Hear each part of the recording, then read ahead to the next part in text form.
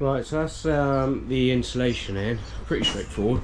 I'll put the screed on top of that next, and then we're good to go. It's slightly short there, so I've just got to pack a little bit more in. I'm just going to cut some 40mm packers down the side there, fill that in. What they do on the new build sites now is, let's say, I don't need to on this because these are 2 internal walls, but they'll have an upstand like that, depth of whatever the concrete is, and then the concrete butts up to the upstand, and that's to stop any thermal bridging going through the wall, through the cavity and out. But as I said, these are 2 internal walls, so I'm not going to worry. And like I said, this is only a porch anyway, so I don't need a rough concrete slab down.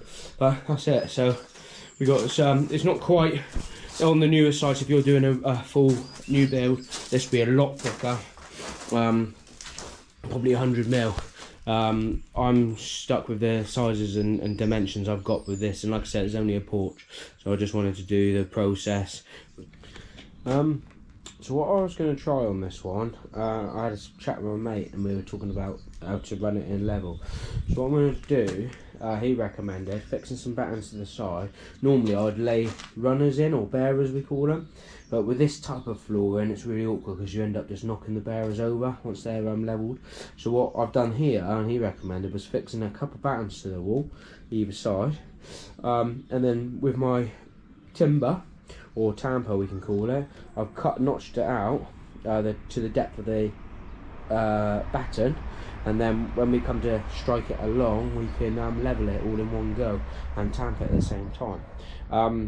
Obviously I've drilled through the viscreen, however it's above the actual underside of the batten is concrete level, so I've actually fixed up a good 25-30mm up from that, so the viscreen or the damp proof isn't compromised, and as you can see I've just notched it what we need. So first time I've tried this, normally we'd put runners in up the sides, and like I said, it always ends up in a problem because you end up stepping on it and it knocks it around.